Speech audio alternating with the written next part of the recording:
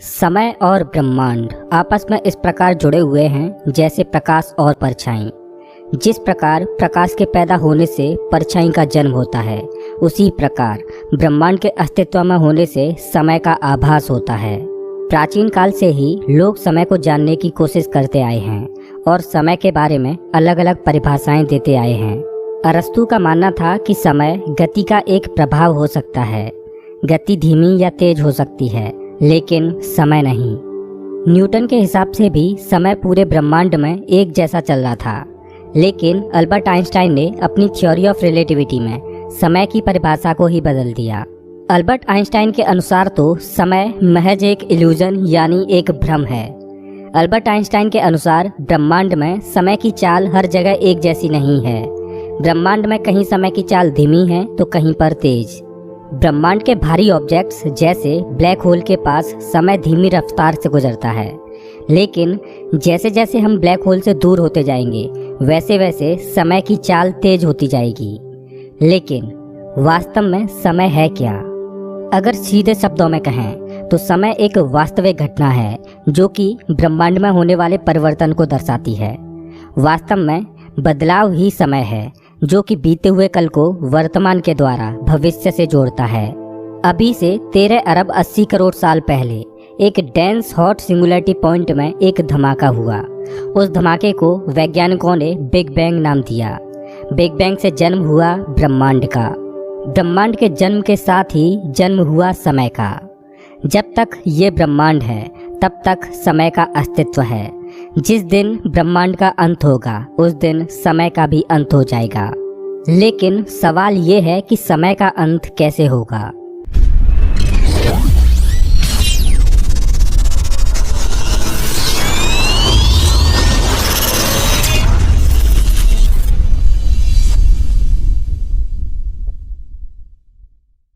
जिसमें हम जानेंगे कि समय का अंत कैसे होगा।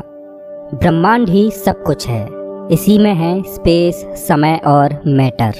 जन्म से ही ब्रह्मांड का फैलाव होता रहा है। इसके तारों को रोशन करने वाले ईंधन के जरिए ये धीरे धीरे जलता रहा है। लेकिन क्या होगा जिस दिन ब्रह्मांड का सारा ईंधन खत्म हो जाएगा? पहले तो हमारी सोच ये थी कि धीरे धीरे ब्रह्मांड की उम्र बढ़ती जाएगी, लेकिन पिछले कुछ दशकों में खगोलविदों ने ब्रह्मांड की एक अलग और डरावनी तस्वीर का खुलासा किया है। ब्रह्मांड आगे नहीं बढ़ रहा, बल्कि ये अपने अस्तित्व को बचाने के लिए ही जूझ रहा है। भले ही हमें पृथ्वी पर सब कुछ ठीक ठाक लगे, लेकिन ब्रह्मांड में अपने अस्तित्व को बचाने के लिए एक युद्ध सा चल रहा है। ब्रह्मांड अपने अस्तित्व को बचाने के लिए समय की शुरुआत से ही युद्ध कर रहा है। ब्रह्मांड में दो खतरनाक शक्तियां अपना अपना नियंत्रण पाने के लिए जूझ रही हैं। पहली शक्ति है ग्रेविटी, जो ब्रह्मांड की हर एक चीज को एक साथ लाकर कुचलने की फिराक में है, जो ब्रह्मांड को आग के एक बड़े गोले में बदलकर खत्म करना चाहती है।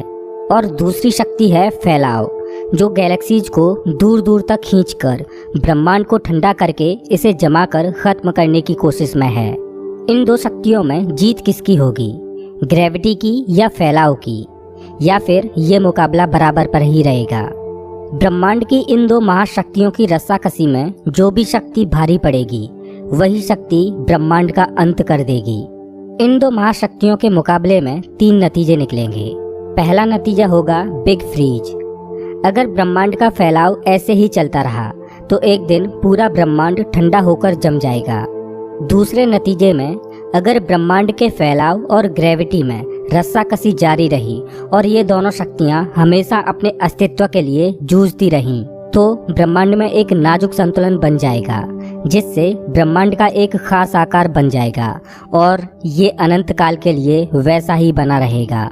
तीसरा नतीजा होगा कि ग्रेविटी की जीत होगी और ये संपूर्ण ब्रह्मांड को एक पॉइंट पर खींचना शुरू कर देगी और संपूर्ण ब्रह्मांड एक पॉइंट में सिमट जाएगा और ब्रह्मांड उसी स्थिति में पहुंच जाएगा जहां से इसका जन्म हुआ था। उस स्थिति को बोला जाएगा बिग क्रंच। हो सकता है कि बिग क्रंच के बाद फिर से बिग बैंग हो और एक नया ब्रह्मांड बने। इन दो महाशक्तियों में जो भी शक्ति जीतेगी वही शक्ति समय का अंत करेगी, और इसका कारण ये होगा कि समय हमेशा एक ही डायरेक्शन में चलता है, फॉरवर्ड डायरेक्शन में। समय हमेशा भविष्य की ओर बहता रहेगा। समय के इस बहाव को एरो ऑफ टाइम बोला जाता है। अब यहाँ पर एक सवाल सामने आता है कि समय हमेशा भविष्य की ओर फॉरवर्ड डायरेक्शन में ही क्यों बढ़ता रहता है, समय कभी अतीत की ओर क्यों नहीं चलता? तो इसका जवाब है, थर्मोडायनेमिक्स के सेकंड लॉ में एक टर्म आता है एंट्रोपी। ब्रह्मांड में डिसऑर्डर बढ़ रहा है। जैसे एक समय था जब संपूर्ण ब्रह्मांड एक छोटे से पॉइंट में समाहित था, फिर बिग बैंग धमाके से ब्रह्मांड फैलने लगा और आज भी ब्रह्मांड फैल रहा है और ब्रह्मांड में डिसऑर्डर बढ़ रहा है। यही है एंट्रोपी। चलिए इसको एक एग्जाम्पल से समझते हैं। मान लो आपने एक कागज लिया और उसको कई टुकड़ों में फाड़ दिया। अब मैं आपसे कहूँ कि आप उस कागज को पहले जैसा कर दो, तो क्या आप कर पाओगे? शायद आप टेप या गोंद लगाकर उसको चिपका दो, लेकिन ऐसा करने से क्या वो कागज पहले जैसा हो जाएगा? नहीं। यही है एंट्रोपी। मतलब ब्रह्मांड में डिसऑर्डर हर क्षण बढ़ता जा रहा है और ये डिसऑर्डर केवल बढ़ सकता है, कम नहीं हो सकता। बढ़ते हुए डिसऑर्डर के चलते ही हम बीते हुए कल और आज में फ़र्क महसूस कर पाते हैं। डिसऑर्डर की वजह से ही हमें चीज़ों में बदलाव नज़र आता है और यही बदलाव हमें समय की अनुभूति कराता है। सोचो, अगर ब्रह्मांड में समय रुक गया तो बदलाव की सारी प्रक्रियाएं रुक जाएंगी, एंट्रोपी भी। या यूं कहें कि अगर ब्रह्मांड में डिसऑर्डर रुका तो समय भी ठहर जाएगा। कहने का मतलब, एंट्रोपी की वजह से हम पास्ट और प्रेजेंट में अंतर महसूस करते हैं। अगर एंट्रोपी नहीं होगी तो ब्रह्मांड में कोई भी बदलाव नहीं होगा। अगर ऐसा होगा तो हम आज के समय में और करोड़ों साल बाद के समय में कोई भी अंतर महसूस नहीं करेंगे। ना ही हम कभी बूढ़े होंगे और ना ही हम कभी मरेंगे।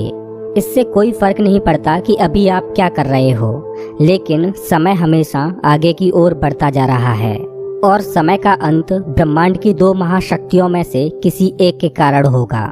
जैसा कि हम जानते हैं कि हमारा ब्रह्मांड फैल रहा है और ब्रह्मांड के फैलाव और ग्रेविटी में रस्साकसी जारी है।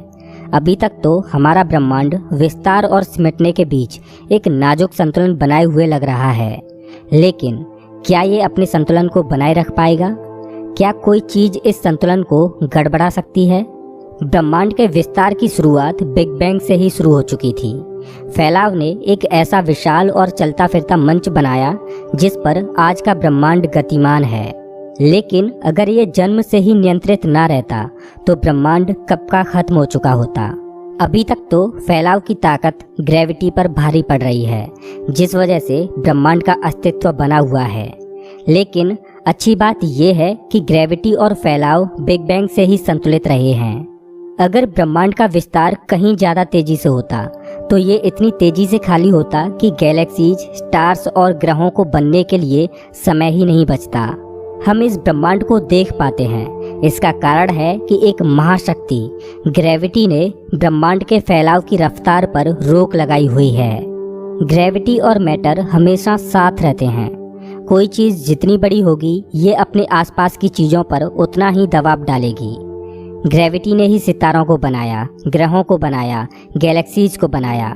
लेकिन ग्रेविटी एक दो धारी तलवार की तरह है।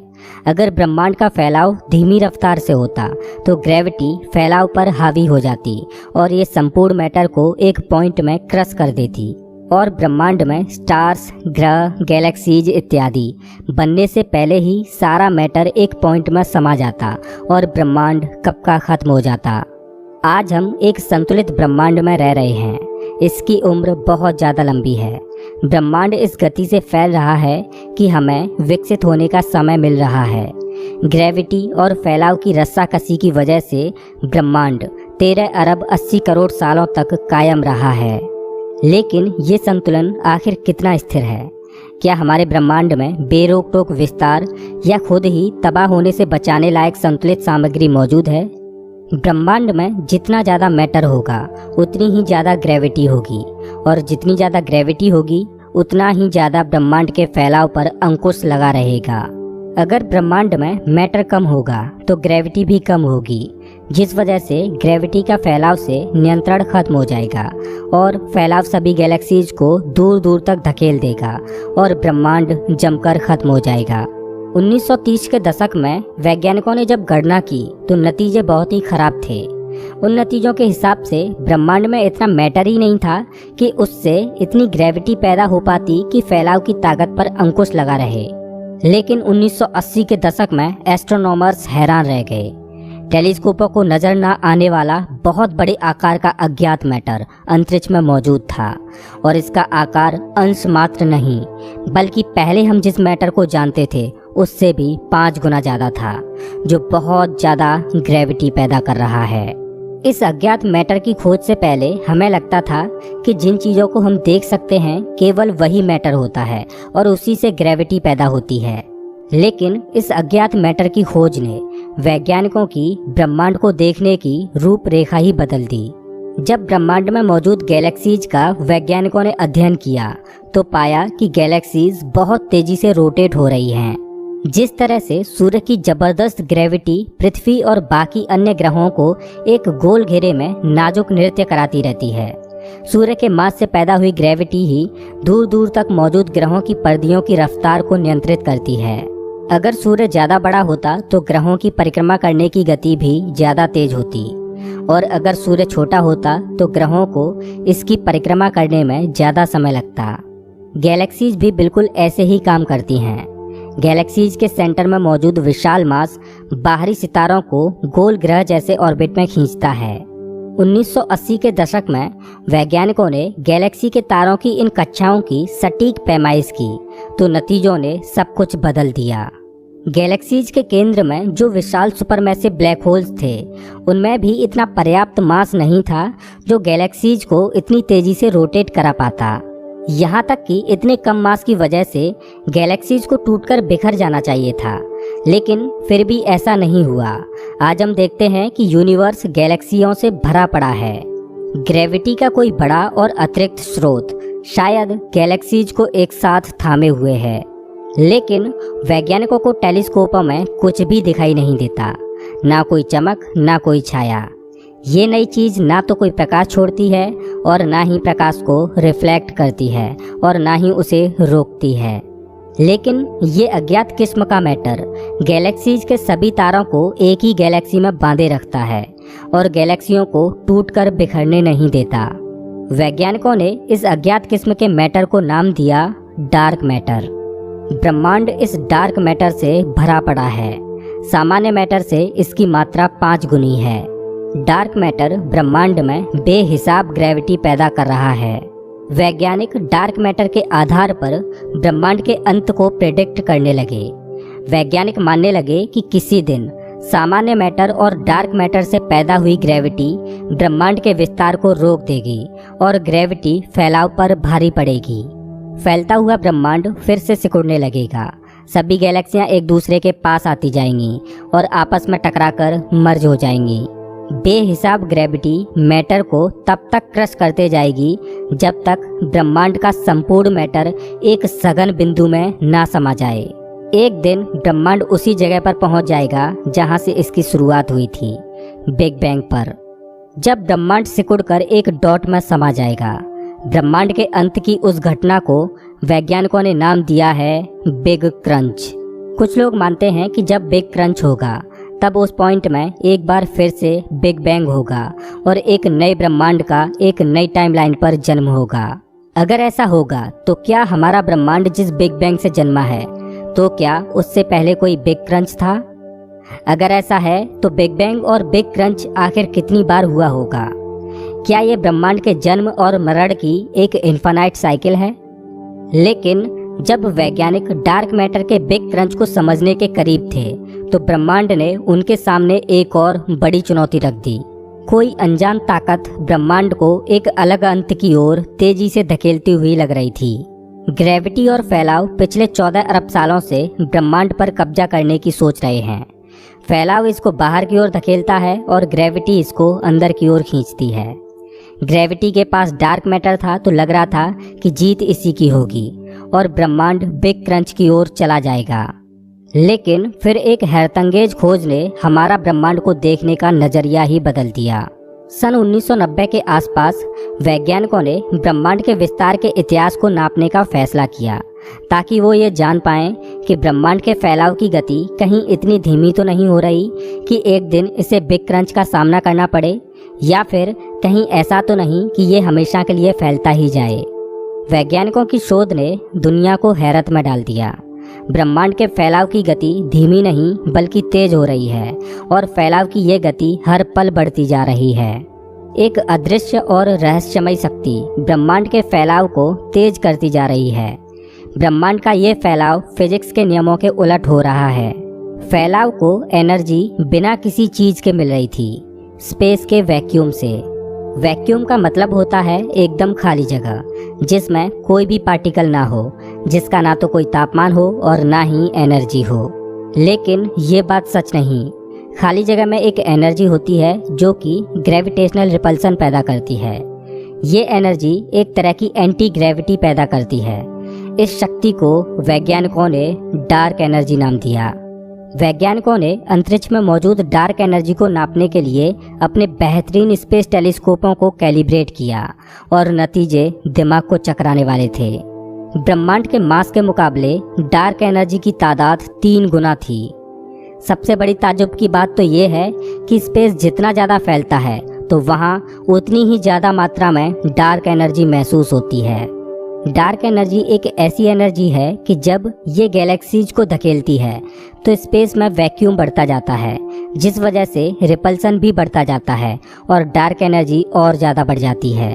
ब्रह्मांड की गति धीमी होने की बजाय जो बढ़ रही है, इसका कारण है बढ़ती हुई मात्रा में dark energy. Dark energy big crunch theory को ख़त्म करती नजर आती है, लेकिन वैज्ञानिक ये नहीं जानते कि डार्क एनर्जी, विस्तार और स्पेस आपस में किस तरह से जुड़े हुए हैं। अगर स्पेस की मात्रा का आकार दोगुना हो जाए तो क्या डार्क एनर्जी भी दोगुनी बढ़ जाएगी या ये उससे भी ज़्यादा बढ़ेगी? अगर स्पेस के बढ़ने से डार्क एनर्जी कई गुना बढ़ती जाएगी तो ब्रह्मांड का अंत बहुत ही डरावना होगा। जब डार्क एनर्जी की मात्रा बढ़ती जाएगी तो ये ग्रेविटी पर इस कदर हावी होगी कि ये गैलेक्सीज को भी तहस नहस कर देगी। जब डार्क एनर्जी अपने चरम पर होगी तो सबसे पहले गैलेक्सी फटना शुरू होंगी, फिर गैलेक्सीज के अंदरूनी हिस्से फटने लगेंगे और उसके बाद सौर मंडलों का भी यही हाल होगा। डार्क एनर्जी स्टार्स, ग्रहों और चट्टानों को फाड़ देगी। डार्क एनर्जी का कहर यहीं नहीं रुकेगा, वो सूक्ष्म स्तर पर मौजूद एटम्स को भी फाड़ देगी।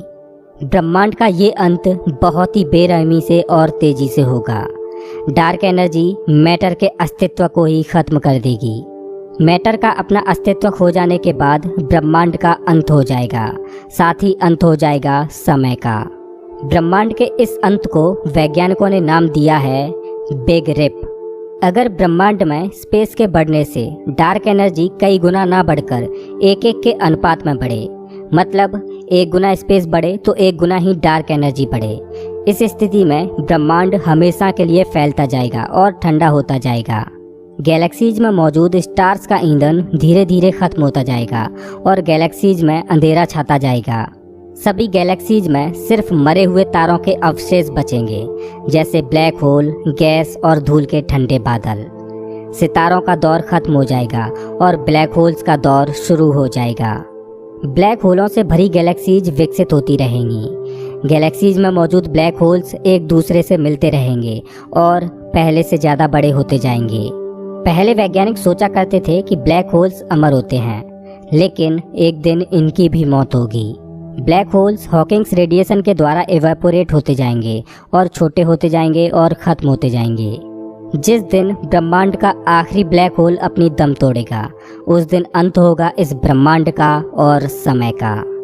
ब्रह्मांड के इस तरह के अंत को वैज्ञानिकों ने नाम दिया है बिग फ्रीज, जिसमें ब्रह्मांड को ठंडी और धीमी मौत का सामना करना पड़ेगा जो खरबों खरब साल तक कायम रहेगी।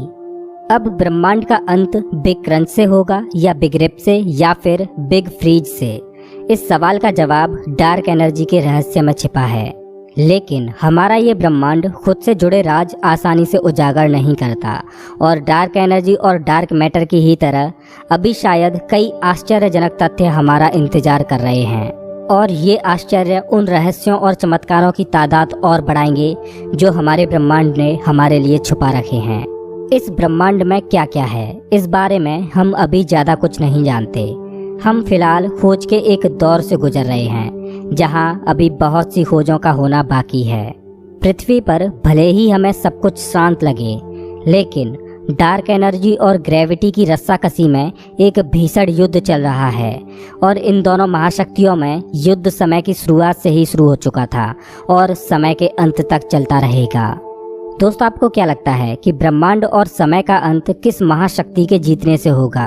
प्लीज़ कमेंट बॉक्स में ज़रूर बताएं। अगर आपको ये वीडियो अच्छा लगा हो तो इसे लाइक करें और ऐसे ही मज़ेदार वीडियोज़ के लिए चैनल को सब्सक्राइब करें, साथ ही बेल आइकॉन दबाएं।